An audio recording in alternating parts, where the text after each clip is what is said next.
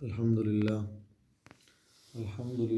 وحده والصلاة والسلام على من لا نبي بعده أما بعد فقد قال النبي صلى الله عليه وسلم من يأخذ مالا بحقه يبارك له فيه۔ حضرات محترم معزز سامعین، نبی اکرم صلی اللہ علیہ وسلم نے ارشاد فرمایا کہ جو شخص مال اس طرح کماتا ہے کہ اس مال کا حق ادا کرتا ہے تو اللہ تبارک و تعالی اس کے مال میں برکت عطا فرماتے ہیں۔ اسی طرح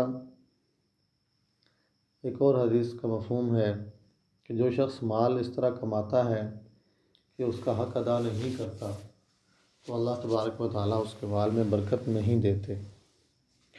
پچھلے درس میں برکت کے موضوع پر کچھ گفتگو ہوئی تھی، اسی کو آگے بڑھانا چاہ رہا ہوں۔ جو شخص مال کماتا ہے اور اس کا حق ادا کرتا ہے، اس کا مطلب یہ ہے کہ اس مال کے کمانے میں نہ اللہ کا کوئی حق ضائع ہو، نہ کسی بندے کا کوئی حق پامال ہو۔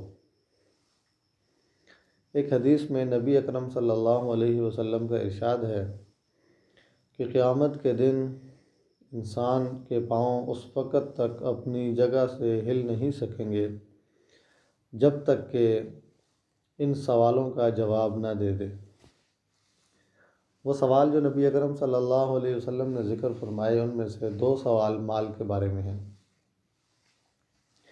کہ مال کہاں سے کمایا اور کہاں خرچ کیا۔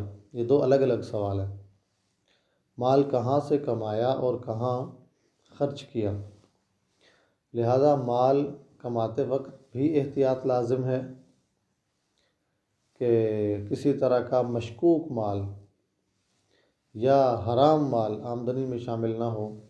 اسی طرح مال کو خرچ کرتے وقت بھی احتیاط لازم ہے کہ مال اللہ کی نافرمانی میں خرچ نہ ہو، خرچ کرتے ہوئے اسراف نہ ہو، فضول خرچی نہ ہو، کہ یہ اس مال کی نہ صرف یہ کہ ناقدری ہے، یہ گناہ ہے، اس لیے کہ مال اللہ کی دی ہوئی نعمت ہے، اور نعمت کی ناقدری سے اللہ تبارک و تعالی ناراض ہوتے ہیں۔ اور پھر جب اگر یہ مال اللہ کی دی ہوئی نعمت اللہ کی نافرمانی میں خرچ ہوگا تو یہ قیامت کے دن باعث وبال ہوگا۔ تو حدیث جو میں نے اس سے پہلے آپ کے سامنے پڑھی کہ اللہ تبارک و تعالیٰ، نبی اکرم صلی اللہ علیہ وسلم کا ارشاد ہے کہ جو مال کماتا ہے اس طرح کہ اس مال کا حق ادا کرتا ہے۔ تو مال کا حق یہ ہے کہ اس مال کو کمانے میں اللہ کا کوئی حق پامال نہ ہو۔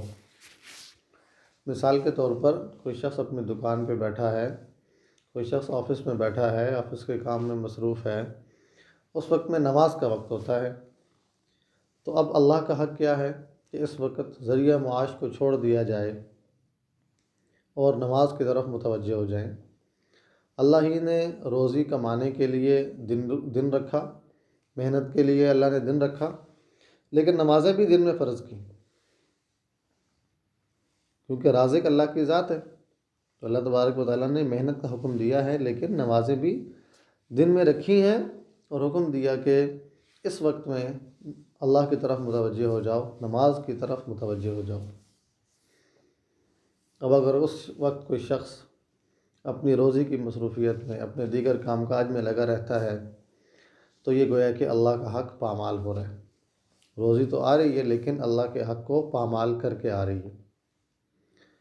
اسی طرح اگر کوئی شخص اپنے مال سے زکوٰۃ ادا نہیں کرتا، غرباء پر خرچ نہیں کرتا، صلہ رحمی نہیں کرتا، تو یہ بھی اللہ کا حق پامال ہو رہا ہے اور اللہ کے احکام کی خلاف ورزی ہو رہی ہے۔ اسی طرح کوئی شخص مال تو کما رہا ہے، اللہ کے حقوق تو ادا کر رہا ہے، لیکن بندوں کے حقوق پامال ہو رہے ہیں اس کے نتیجے میں۔ مثال کے طور پر مال اگر اس طرح کما رہا ہے کہ تجارت کر رہا ہے تو جن لوگوں سے لین دین کرتا ہے ان کے حق مار لیتا ہے، تو یہ بندوں کے حقوق پامال ہو رہے ہیں، یا مال کے کمانے میں ایسا منہمک ہو جاتا ہے کہ اپنے بیوی بچوں، اہل و عیال، والدین، ان کے لیے اس کے پاس وقت نہیں ہے، تو یہ بھی بندوں کا حق پامال ہو رہا ہے۔ اسی طرح رشتہ داروں کے بھی اللہ نے حقوق رکھے ہیں، اگر اس کے پاس رشتہ داروں کے لیے وقت نہیں ہے، جو رشتے اللہ نے بنائے ہیں ان رشتوں کو نبھانا بھی اللہ نے ہماری ذمہ داری لگائی ہے کہ اللہ نے یہ رشتے بنا دیے ہیں، اب ان رشتوں کو مرتے دم تک نبھانا ہے۔ تو اگر کسی کے پاس ان رشتہ داریوں کو نبھانے کے لیے وقت اس لیے نہیں ہے کہ ذریعہ معاش میں ایسا منہمک ہے تو اسے فرصت نہیں ملتی، تو یہ بھی غلط ہے۔ اس لیے کہ صلہ رحمی نہ صرف یہ کہ باعث برکت ہے، بلکہ اللہ کا حکم ہے، نبی اکرم صلی اللہ علیہ وسلم کا حکم ہے۔ لہٰذا روزی کے تلاش میں یا اس کی محنت میں ایسا انہماک درست نہیں ہے کہ انسان اپنے اہل و عیال، اپنے عزیز و اقارب، اپنے والدین، ان کے لیے اس انسان کے پاس وقت نہ بچے۔ اگر ایسا ہوگا تو اس کا مطلب یہ ہے روزی تو آ رہی ہے لیکن بندوں کے حقوق کو پامال کر کے آ رہی ہے۔ تو ایسا مال جو اللہ کے حقوق یا بندوں کے حقوق کو پامال کر کے آئے، اللہ تبارک و تعالی انسان کو سزا یہ دیتے ہیں کہ اس مال سے برکت نکال دیتے ہیں، اور اگر روزی کماتے ہوئے ان حقوق کی ادائیگی کا پورا لحاظ کیا جائے، اللہ پاک اس مال میں برکت ڈال دیتے ہیں۔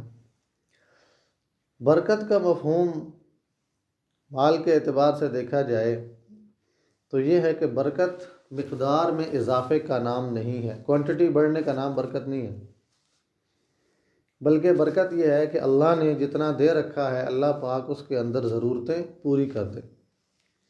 غنی وہ انسان ہے کہ اللہ نے اس کو جو دے رکھا ہے اس کے اندر اس کی ضرورتیں، جو موٹی موٹی ضروریات ہیں انسان کی، وہ اس کے اندر پوری ہو جائیں، یہ انسان غنی ہے۔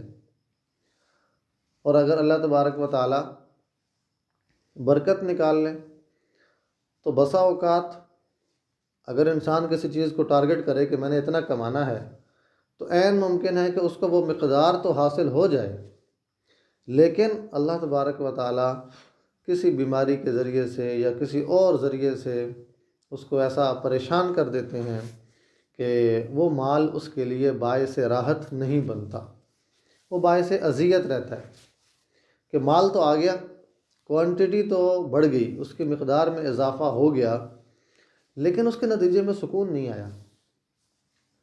اور اگر برکت ہوگی تو ہو سکتا ہے مقدار میں اضافہ نظر نہ آ رہا ہو، لیکن جو ہے اس کے نتیجے میں اللہ تبارک و تعالیٰ نے سکون دے رکھا ہے۔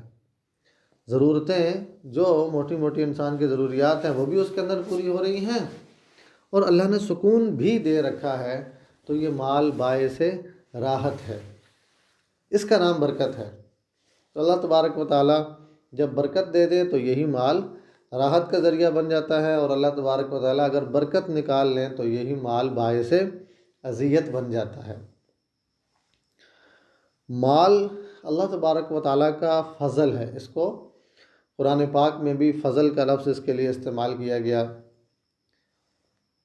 تو یہ اللہ تبارک و تعالیٰ کا فضل ہے، اللہ کی نعمت ہے۔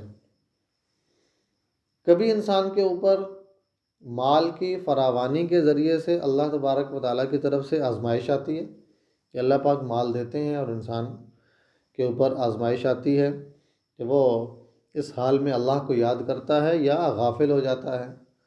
اور کبھی مال کی تنگی کے ذریعے سے اللہ تبارک و تعالیٰ کی طرف سے آزمائش آتی ہے۔ مال کی کثرت یہ کوئی اللہ کی رضا کی یقینی دلیل نہیں ہے۔ کسی کے پاس اگر مال و دولت زیادہ ہے تو اس کا مطلب یہ نہیں ہے کہ یہ اس سے اللہ راضی ہے۔ دنیا میں اگر کوئی شخص اس کو دنیا کی ہر طرح کی نعمت حاصل ہے تو اس کا مطلب یہ نہیں ہے کہ اس سے اللہ راضی ہے۔ یقینی طور پر ہم یہ نہیں کہہ سکتے، اس لیے کہ بسا اوقات مال و دولت کی کثرت، دنیا کی نعمتوں کی کثرت یہ ایک آزمائش ہوتی ہے، انسان کا امتحان ہوتا ہے کہ انسان اس امتحان میں اللہ کو یاد کرتا ہے یا اللہ سے غافل ہوتا ہے۔ بسا اوقات انسان مالی طور پر، معاشی طور پر یا اپنے خاندانی معاملات میں پریشان نظر آتا ہے، تو اس کا یہ مطلب بھی نہیں ہے کہ اسے اللہ ناراض ہے۔ یقینی طور پر نہیں کہا جا سکتا، یقینی طور پر یہ نہیں کہا جا سکتا۔ عین ممکن ہے کہ اس کے اوپر یہ آزمائش ہو اور وہ صبر کر کے اپنے اللہ کو راضی کر لے۔ اسی طرح ایک حدیث کا مفہوم ہے کہ بسا اوقات انسان، اللہ تبارک و تعالیٰ اسے کوئی درجہ دینا چاہتے ہیں جو وہ اپنی عبادات کے ذریعے سے حاصل نہیں کر سکتا، تو اللہ تبارک و تعالیٰ اسے تکلیف دے دیتے ہیں، پریشانی دے دیتے ہیں، وہ اس کے اوپر صبر کرتا ہے، اس کے نتیجے میں اللہ تبارک و تعالیٰ اسے وہ مرتبہ اور مقام عطا فرما دیتے ہیں۔ تو بسا اوقات پریشانی بھی اللہ تبارک و تعالیٰ کی طرف سے ایک آزمائش ہوتی ہے، اور اس پر صبر کرنے کے نتیجے میں اللہ تبارک و تعالیٰ اس شخص کو نواز دیتے ہیں۔ تو خلاصہ یہ ہے کہ اللہ تبارک و تعالیٰ سے مال مانگنا چاہیے، دعا کرنی چاہیے۔ اللہ تعالیٰ ہی نے ہمیں دعا سکھائی، ربنا آتنا فی الدنیا حسنہ وفی الآخرۃ حسنہ۔ اللہ سے دنیا کی بھی خیر اور بھلائی مانگنی چاہیے۔ خیر، دنیا کی خیر اور بھلائی میں مال و دولت بھی آ جاتا ہے، اور اسی طرح اولاد اور دیگر دنیا کی ہر نعمت اس کے اندر آ جاتی ہے، اور آخرت کی بھی اللہ تبارک و تعالیٰ سے خیر اور بھلائی مانگنی چاہیے۔ تو دنیا میں جب دنیا کی خیر جب اللہ تبارک و تعالیٰ سے مانگیں، اور اگر مال کی دعا کریں، تو یہ کوئی ناجائز نہیں ہے، اور اس کو برا بھی نہیں سمجھنا چاہیے کہ اللہ سے مانگیں تو مال مانگیں۔ نبی اکرم صلی اللہ علیہ وسلم کا ارشاد ہے، کاد الفقر ان یکون کفرا۔ بسا اوقات فقر اور معاشی طور پر جو پریشانی ہوتی ہے، یہ انسان کو کفر تک پہنچا سکتی ہے، پہنچا دیتی ہے۔ اس لیے معاشی طور پر اگر کوئی شخص مستحکم ہے، اس حدیث سے یہ پتہ چلتا ہے کہ معاشی طور پر اگر استحکام ہے، تو اس کا ایک فائدہ یہ بھی ہے کہ انسان کبھی اپنے دین پر کمپرومائز نہیں کرے گا۔ بہت سے ایسے باطل فرقے جو لوگوں کا دین خراب کرتے ہیں، وہ ایسی جگہوں پر محنت کرتے ہیں جہاں لوگ معاشی مشکلات کا شکار ہیں، جہاں بھوک ہے، پہاڑوں میں، صحراؤں میں، جھگیوں میں رہنے والے، ان کو دین سے دور کیا جاتا ہے، ارتداد، مرتد کر دیا جاتا ہے، ان کو دین سے نکل جاتے ہیں۔ وجہ کیا ہے؟ کہ وہ اپنے معاشی حالات سے تنگ ہوتے ہیں۔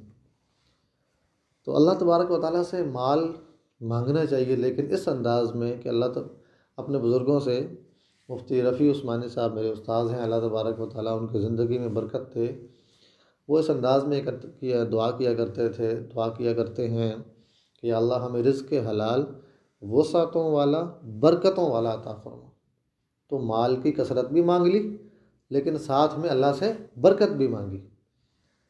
برکت ہے تو وہ مال باعث راحت ہے، اور اگر برکت کے بغیر ہے تو مقدار میں اضافہ فائدہ نہیں دے گا۔ تو اللہ تبارک و تعالیٰ سے دعا اس طرح کرنی چاہیے کہ یا اللہ ہمیں رزق حلال وسعتوں والا اور برکتوں والا عطا فرما۔ اللہ تبارک و تعالیٰ ہم سب کو دنیا و آخرت کی ہر خیر عطا فرمائے، اور ہر شر سے ہماری حفاظت فرمائے۔ وما علینا الا البلاغ۔ السلام علیکم ورحمۃ اللہ وبرکاتہ۔